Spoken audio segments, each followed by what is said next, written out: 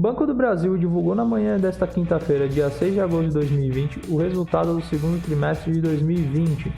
E o resultado também não foi nada animador.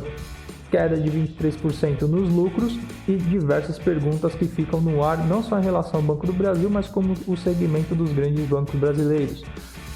Ainda é uma boa ideia investir nesses bancos? Será o começo do fim para os grandes bancos brasileiros? E como é que ficam os pagamentos de dividendos e juros sobre capital próprio? Estas e outras perguntas eu vou responder para você no vídeo de hoje. Então fica aqui comigo até o final desse vídeo, se inscreva no canal, ativa o sininho, já deixa aquele like, coloque nos comentários se você tem ou não ações dessas empresas e o que você espera para o segmento bancário no ano de 2020.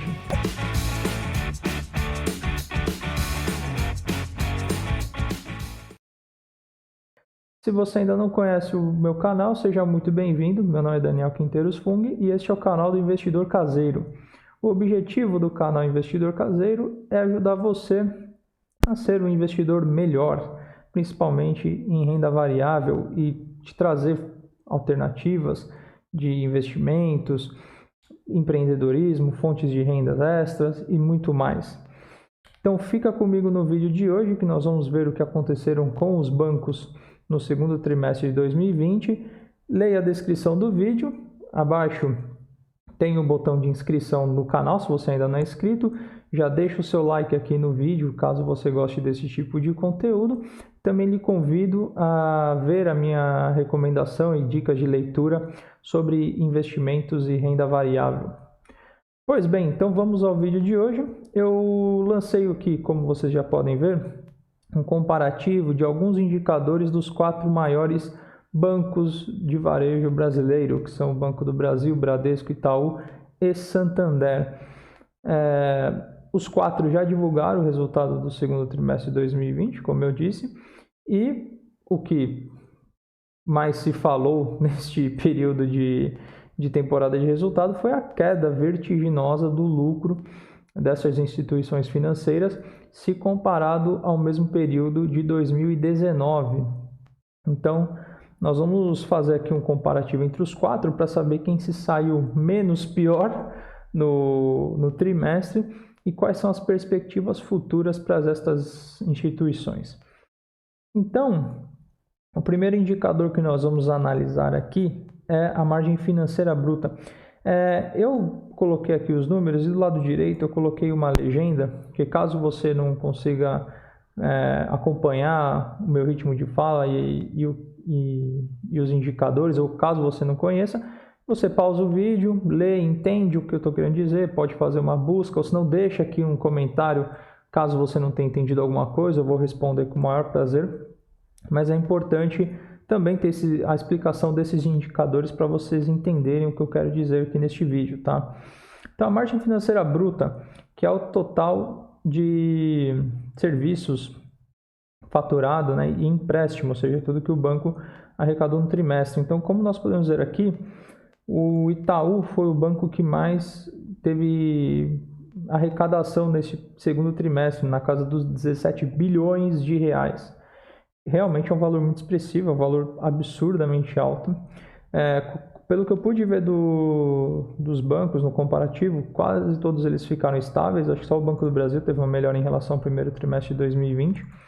Mas, mesmo assim, são 17 bilhões de reais do Itaú. O que menos arrecadou foi o Santander, são 13 bilhões de reais. Ou seja, realmente é muito dinheiro o que esses 4 bancos aqui arrecadam. Aqui nós estamos falando aí numa casa de mais de 50 bilhões de reais, só eles 4 rodaram em um trimestre, é muita coisa. Depois vem a receita de prestação de serviços, ou seja, que é tudo aquelas tarifas que nós pagamos por TEDs, por cartão de crédito e tudo mais. Aqui também um valor muito alto, só o Itaú foi o banco que mais arrecadou, foram 8 bilhões de reais. Depois as despesas gerais, nós podemos ver aqui que também são despesas muito altas, como pessoal, administrativo, impostos, tecnologia e tudo mais. E aqui é o grande vilão da queda, responsável pela queda do lucro líquido dos bancos, tanto no primeiro trimestre quanto no segundo, que é o tal do provisionamento que aqui eles chamam de uma sigla PDD, que é uma retenção, é um caixa que o banco faz, prevendo possíveis calotes ou possíveis atrasos de pagamento referente aos empréstimos efetuados. Então, ocorre que, quando iniciou-se a pandemia, houve uma demanda por crédito muito alta por parte do mercado, das empresas e das pessoas. E, consequentemente, como nós ainda temos um grau de incerteza sobre o futuro da economia muito alto, muito incerto, então os bancos eles fazem ali suas análises de risco e provisionam esse dinheiro, já prevendo uma possível perda por falta de pagamento. Eu expliquei melhor isto quando eu fiz a análise somente do Banco Itaú. Eu vou deixar o card aqui em cima. Assim, se você não entendeu muito bem como é que funciona a questão do provisionamento, pausa esse vídeo, assiste lá, depois você volta aqui, ou se não, assiste o vídeo após este aqui. Mas é bem interessante para você entender como isso funciona. Então, mais uma vez, os bancos retiveram uma alta quantia de dinheiro para se precaverem de um possível calote lá na frente. Pode ser 2021, talvez 2022, porque esses empréstimos são a muito longo prazo.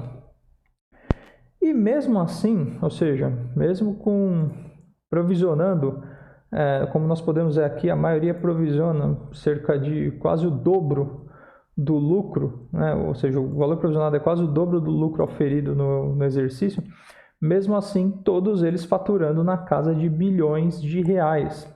Evidentemente que isso reflete uma queda referente ao segundo trimestre de 2019.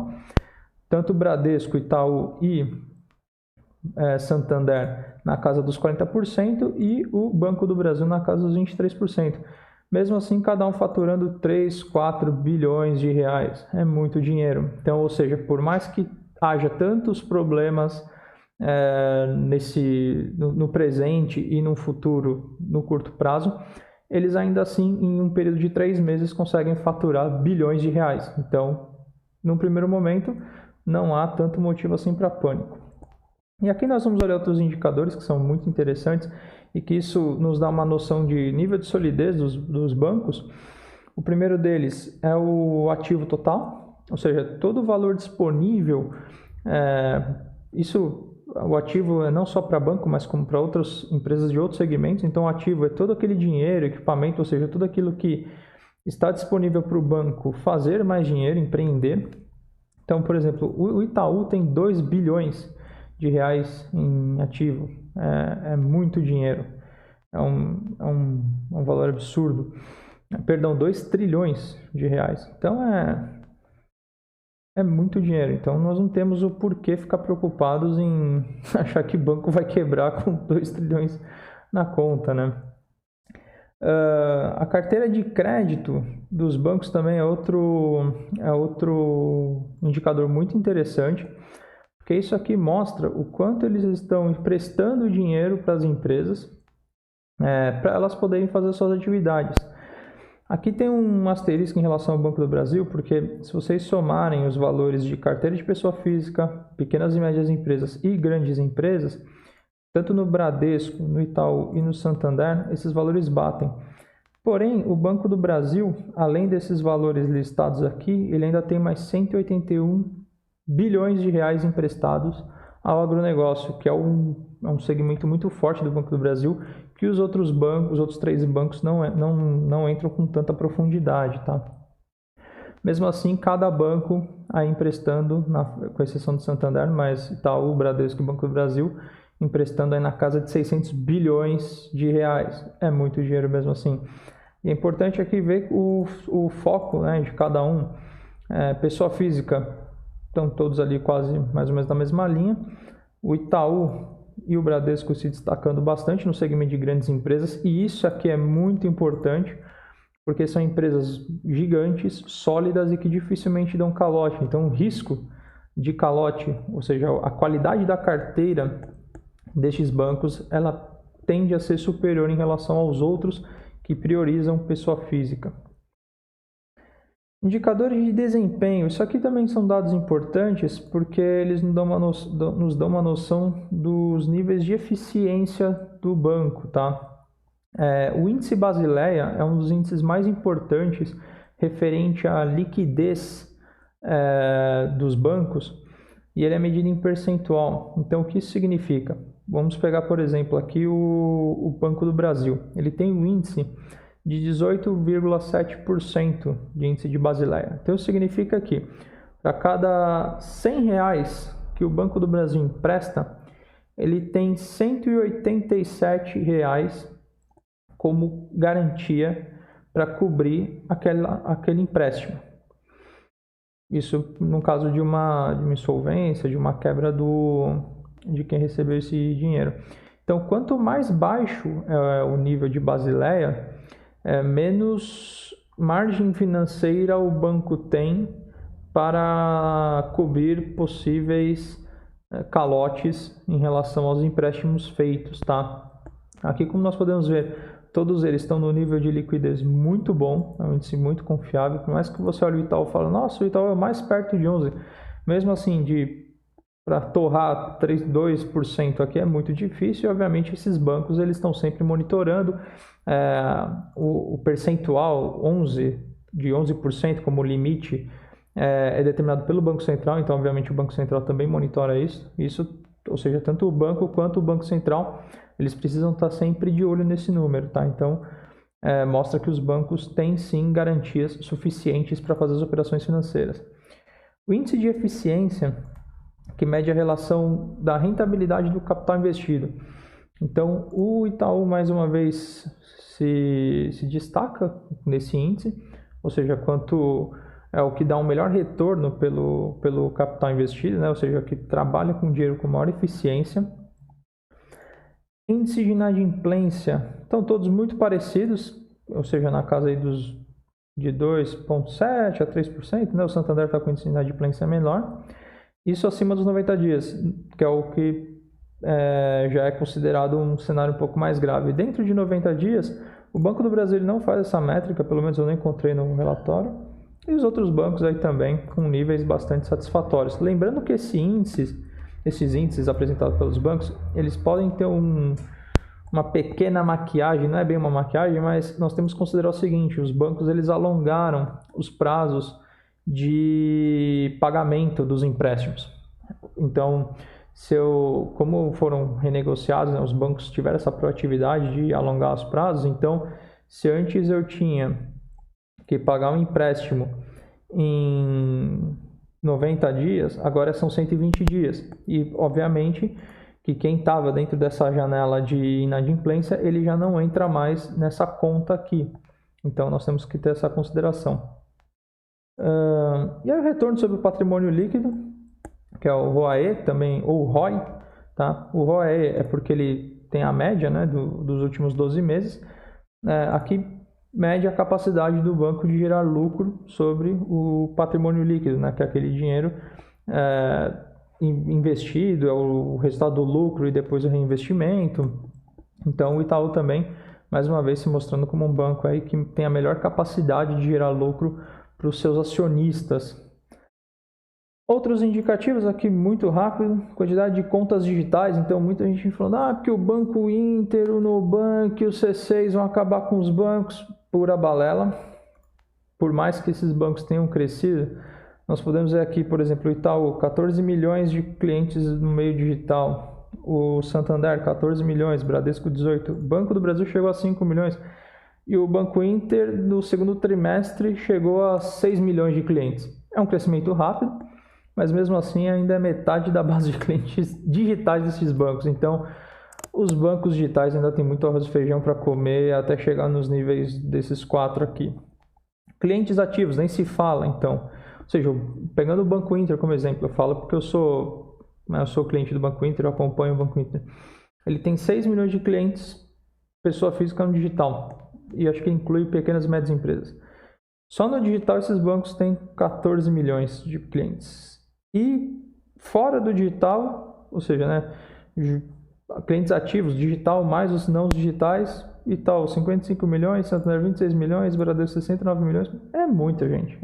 Então esses caras aqui, esses bancos digitais vão ter que comer muito arroz e feijão para chegar lá. Número de agências e pontos de atendimento. O Bradesco tem bastante isso, eles vão precisar reduzir, já tem um plano de redução. O Bradesco divulgou uma estimativa de custo de 10 milhões de reais por mês, só com custo de segurança de agências. Então, eles vão ter que fazer um trabalho bem forte aqui para reduzir isso aqui, para ajudar a reduzir custo. Colaboradores, é absurdo que esses caras empregam, 100 mil pessoas, é muita gente. E agora nós vamos ver os indicadores de ações desses bancos. Então, nós temos aqui primeiro o valor patrimonial por ação, que é quanto valeria uma empresa somente de acordo com o seu valor patrimonial, tá? E aqui nós temos os dados de cada um e logo em seguida o PVPA, que é o preço em relação ao valor patrimonial, ou seja, que é quanto o mercado está pagando por cada ação de acordo com o seu valor patrimonial por ação. Então, só para ter uma ideia aqui e explicar melhor esse indicador, nós temos aqui o valor patrimonial por ação do Itaú aí a quase R$13. E o indicador de PVPA na casa de 1,98, para arredondar 2. Ou seja, o valor que o Itaú está sendo negociado atualmente, aí na casa dos R$26, é 2 vezes mais, ou seja, o mercado está pagando 2 vezes mais do que ele entende que esse papel vale. E por que isso? Simplesmente por uma questão de segurança. O Itaú, como nós podemos ver aqui, é o maior de todos os bancos, aqui é o maior banco da América Latina. Ele tem um nível de segurança e liquidez muito alto e por isso o mercado está mais disposto a pagar mais caro para ter maior segurança em relação ao papel. Ao contrário do que acontece, por exemplo, com o Banco do Brasil, que o índice dele está abaixo de 1, ou seja, teoricamente o Banco do Brasil está sendo negociado abaixo do seu valor patrimonial por ação. Significa que o papel está barato? Não, porque esse não é o único indicador que demonstra esse tipo de se o papel está barato ou caro, mas significa que o mercado provavelmente tem menor confiança no Banco do Brasil em relação ao Itaú. Se eu puder chutar aqui um motivo, seria o fato do Banco do Brasil ser uma estatal e a qualquer momento o governo pode tomar uma ação muito mais política do que de mercado e afetar os negócios do banco como foi feito no passado, não só com o Banco do Brasil, Petrobras e outras estatais. Então, este pode ser um potencial motivo para o Banco do Brasil ser negociado abaixo do seu valor patrimonial. Lucro líquido por ação, bem simples, ou seja, o quanto a ação de cada empresa retorna para os seus acionistas. O Santander tem um nível muito alto, muito interessante. E a parte mais legal aqui, que são os proventos, né, dividendos de juros sobre capital próprio. O Banco do Brasil, o Itaú e o Santander já anunciaram a distribuição, o Bradesco ainda não. E o mais interessante aqui, tem 2 dados muito legais. Primeiro é o alto valor a ser distribuído pelo Banco do Brasil, 44 centavos por ação. Quem comprar e mantiver as ações do Banco do Brasil até o dia 21/8 vai receber esses valores. E um dado negativo aqui é o baixo valor a ser distribuído pelo Itaú, de 0,04 centavos, né, ou 4 centavos por ação. E isso vai impactar com certeza os proventos a serem distribuídos pela Itaúsa. Lembrando que 90% do resultado da empresa Itaúsa é composto pelo Banco Itaú. Então não esperemos grandes dividendos e juros sobre capital próprio também por parte da Itaúsa. E o Santander também vai receber um valor bastante interessante para quem tiver comprado até hoje. Provavelmente quando você ver esse vídeo, o pregão já estará fechado, o mercado estará fechado. Então quem comprou recebe, quem não comprou não recebe mais, só no próximo trimestre. E por último aqui o valor de mercado de cada empresa. O Itaú tem um valor de mercado sobradíssimo em relação aos outros bancos e aí isso também ajuda a justificar um pouco por que o mercado aceita pagar 2 vezes mais o seu valor patrimonial por ação. Como eu disse, é um indicador de segurança e de qualidade do banco. Um comparativo agora dos valores desses bancos em relação ao Ibovespa desde o início da pandemia. Então eu tenho aqui aberta uma ferramenta que chama Status Invest, não estou recebendo R$1 para isso, mas se quiserem patrocinar o canal sejam muito bem-vindos. onde eu comparo o histórico destas empresas ao longo dos últimos 2 anos aqui. E como nós podemos ver aqui, os preços vinham muito bem, obrigado, né? Para quem tinha investido aqui estava indo bem. E em março tem aquela queda vertiginosa, que é quando começa a pandemia, e nós podemos ver que todo mundo acaba caindo bastante, né? Ou seja, o índice de Bovespa aqui é o mais baixo e os outros caem no mesmo ritmo. E ao passar dos meses, o índice de Bovespa, ó, se você seguir o cursor do mouse você vai ver, ele se recupera e os bancos aqui, Bradesco, Itaú e Santander não conseguem se recuperar no mesmo ritmo do Ibovespa, apenas o Banco do Brasil. Considerando que o Banco do Brasil é o que tinha o maior preço entre esses bancos. Ou seja, aqui, olhando este gráfico, a aparência é que ainda tem muita margem de crescimento nos preços dos bancos, Banco do Brasil, Itaú, Bradesco e Santander, tá? Eu estou posicionado em Banco do Brasil e Itaú,